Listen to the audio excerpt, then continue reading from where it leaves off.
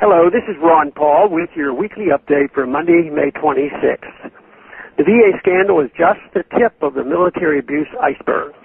President Obama held a press conference last week to express his outrage over reports that the Veterans Administration was routinely delaying treatment to veterans, with some veterans even dying while on alleged secret waiting lists. The president said that if these allegations prove to be true, it is dishonorable, it is disgraceful, and I will not tolerate it, period. He vowed that together with Congress he would make sure we're doing the right by our veterans across the board. The president is right to be upset over the mistreatment of U.S. military veterans, especially those who return home with so many physical and mental injuries. Veterans should not be abused when they seek the treatment promised them when they enlisted.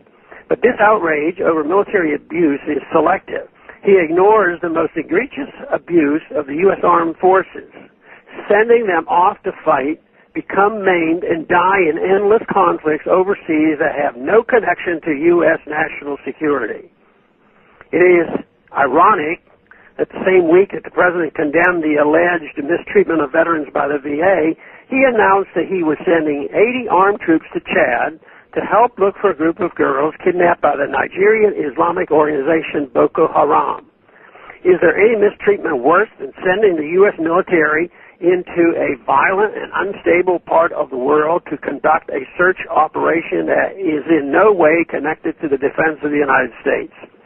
As Judge Andrew Napolitano said last week, feeling sorry for somebody is not a sufficient basis for sending American men and women into harm's way. We are naturally upset over reports that Nigerian girls have been kidnapped by this armed Islamic organization. Unfortunately, cruel and unjust acts are committed worldwide on a regular basis. What the media is not reporting about this terrible situation, however, is that it was the U.S. intervention itself that strengthened Boko Haram and inadvertently may have even helped the kidnappers commit their crime.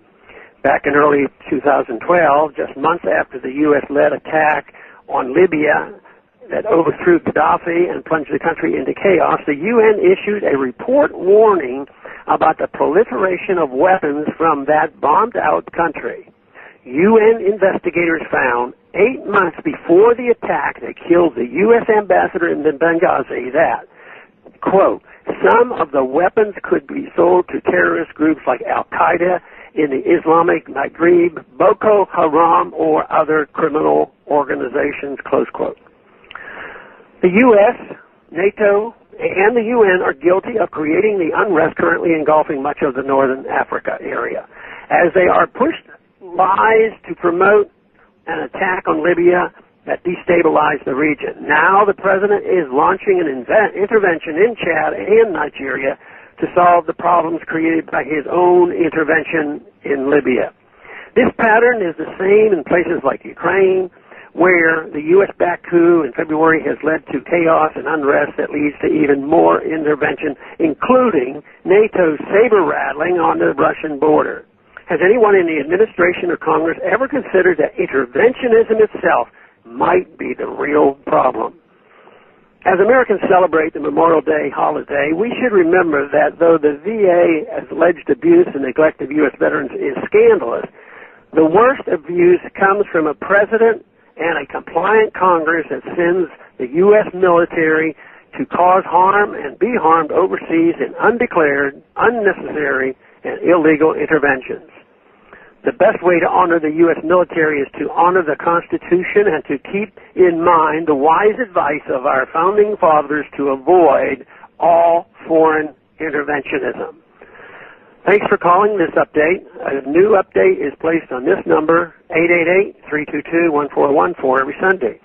The written text can be found on my Ron Paul Institute website at www.ronpaulinstitute.org and on my Facebook page. Thanks for calling.